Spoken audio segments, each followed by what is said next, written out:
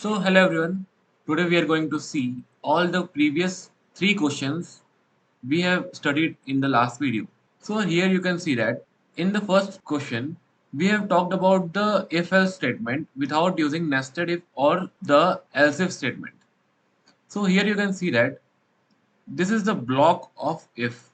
So first we have already taken our input from the user which you have already studied in the previous video. So now I have given a condition number is greater than 0. These are relational operators we have studied. So if number is greater than 0, which we are going to take from the user, it will print the number is greater than 0, or else it is going to print the number is less than 0. So now we are going to run and test this. So here you can see it is asking for the number which is I am going to give 8. So number is greater than 0. Now I am going to again run and I am going to give -9. So number is less than 0. So this is running correctly. On moving to the next question, we have studied about the nested statements. So here I have taken a 3 input from the user, num1, num2 and num3. And here I have performed the nested if else statement. First, this is the if statement. This is ending here.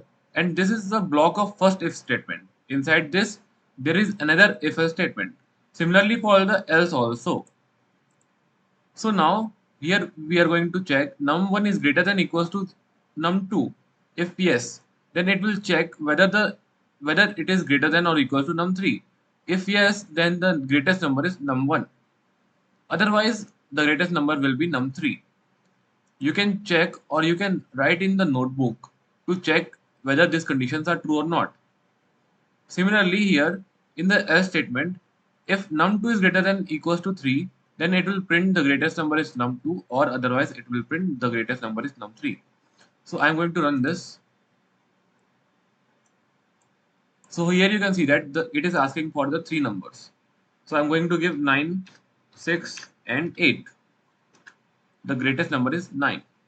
So this program is also running correctly.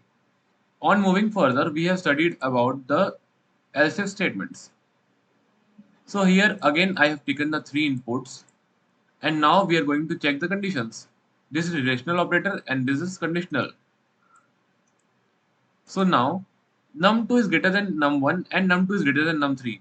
If num2 is greater than num1 and num2 is greater than num3, then it will be greatest. So greatest number is num2 will be printed.